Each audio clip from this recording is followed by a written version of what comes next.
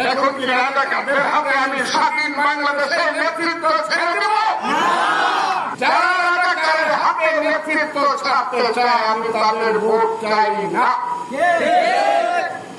30 লক্ষ লোক এই দেশে জীবন দিয়েছিল, 2 লক্ষ মা বোন ইজ্জত দিয়েছিল। এইখানকার বিশেষ করে হিন্দু সমাজে সমস্ত মানুষ ওই 100 কিলোমিটার করে মহিলা ক্যাম্প, বাগান ক্যাম্প বছরের মধ্যে হাজারে হাজারে লাখে লাখে গিয়েছিল। কত মানুষ মারা গিয়েছিল তার কোন সীমা ছিল না। সেই যে মুক্তিযুদ্ধ, সেই মুক্তিযুদ্ধের উপর প্রতিষ্ঠিত হয়েছে আমার স্বাধীন বাংলাদেশ। এখন কি রাজাকারদের হাতে আমি স্বাধীন বাংলাদেশের নেতৃত্ব ছেড়ে দেব? কথাটা আপনার বুঝেন না আপনারা? আমি ভোট চাই না, আমি ভোট চাই না। যারা রাজাকারের হাতে নেতৃত্ব ছাড়তে চায় আমি তাদের ভোট চাই না।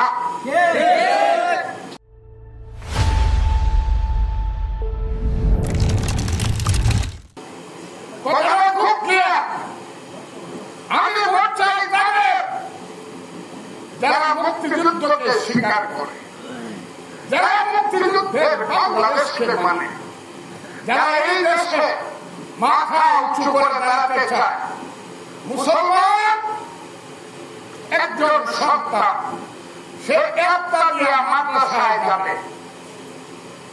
মাদ্রাসায় যাবে, আলিয়া মাদ্রাসায় যাবে, আরবি লাইনে লেখাপড়া করবে।